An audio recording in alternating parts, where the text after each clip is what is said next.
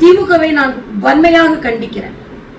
முதல்ல அவங்க பெண்கள் என்றால் பெண்கள் தான், ரத்தமும் சதையும் நரம்புமான பெண். எந்த மாநிலத்தில் பிறந்தாலும் எந்த நாட்டில் பிறந்தாலும் அவள் பெண் தான். ஆனா நீங்க பெண்ணை, நாங்க தமிழ்நாட்டில் உள்ள பெண்ணை கேட்டா நீங்க எங்க வேலை செய்யறன்னு கேட்க வேண்டியிருக்கும். வடநாட்டில் உள்ள பெண்ணை கேட்டா உங்க வீட்டுக்காரர் எங்க வேலை செய்ய வேண்டியிருக்குன்னு கேட்டு நீங்கள் பெண்களை இப்படி இழிவுபடுத்தினீர்கள் என்றால், நீங்கள் ஏதோ தமிழக பெண்களை நீங்கள் பாராட்டுகிறீர்கள், வட இந்திய பெண்களை இழிவுபடுத்துகிறீர்கள் என்று நினைக்கிறீர்கள். பெண்கள் எல்லாம் அப்படி அல்ல, பரந்த மனப்பான்மையோடு உள்ள பெண்கள், எந்த மாநிலத்தை சார்ந்தவர்களாலும் சகோதரிகளாக பாவிக்க கூடியவர்கள். அதனால் நீங்கள் இப்படி பேசுவது தவறு. நான் தமிழ் பெண் என்ற வகையில் மிகவும் நான் பெருமைப்படுகிறேன். அதே நேரத்தில் இந்த பாரத தேசத்து பெண் என்பதிலும் நான் பெருமைப்படுகிறேன்.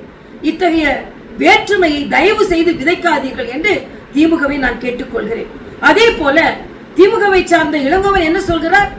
இங்கே பெண்கள் மத நடவடிக்கைகளில் ஈடுபடுவதால், மத நம்பிக்கைகள் இருப்பதனால், பெண்கள் வட இந்தியாவில் மத நம்பிக்கைகள் இருப்பதனால் பெண்கள் முன்னேறவில்லை, இங்கே மத நம்பிக்கை இல்லை, அதனால் முன்னேறுகிறார்கள். எப்படி நீங்கள் சொல்ல முடியும்?